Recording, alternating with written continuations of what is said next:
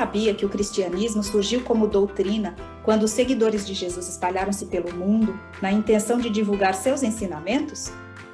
Bem antes do nascimento do Cristo, as verdades em que se fundamentam o cristianismo primitivo já haviam sido, sob certo aspecto, difundidas por indivíduos religiosos ou pensadores, cada um em seu tempo e em conformidade com as condições políticas, sociais e religiosas nas quais estavam inseridos. Por isso, podemos chamá-los de precursores do cristianismo primitivo, no qual se baseia e alicerça a doutrina espírita. Emmanuel, em A Caminho da Luz, os denomina missionários do Cristo ou elevados mensageiros do Senhor. Você sabia que Sócrates e Platão são considerados precursores da ideia cristã e do espiritismo? Sócrates viveu na Grécia, no ano 400 a.C. Ele, da mesma forma que Cristo, nada escreveu, ou pelo menos não deixou nenhum escrito.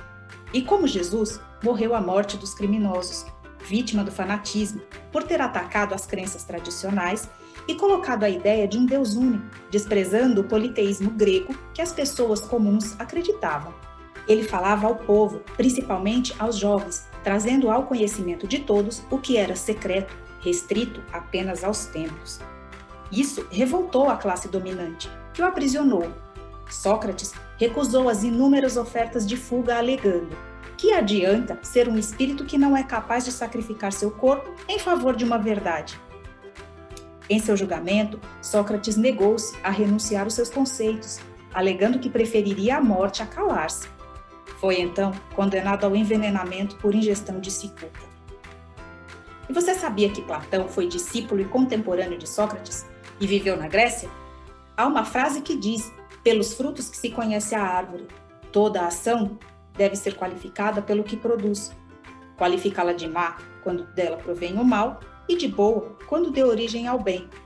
Essa frase bem poderia ter sido dita por Jesus, mas na verdade ela é de Platão. Ele alegava que o homem era um espírito encarnado e que após a morte reencarnava em outro corpo. Afirmava que o homem é a união do espírito com o corpo e que o espírito é a essência do corpo e tem a natureza das ideias sendo o princípio do movimento e da vida, portanto, universal. Seus textos são quase sempre iguais aos registrados pelos evangelistas, séculos mais tarde. Sócrates e Platão são considerados precursores da doutrina cristã e do espiritismo, uma vez que o Evangelho segundo o Espiritismo apresenta pequenos trechos que se referem aos conceitos contidos nas obras desses filósofos, como, por exemplo, a respeito do espírito e seu progresso, a reencarnação, o mundo espiritual e seus habitantes.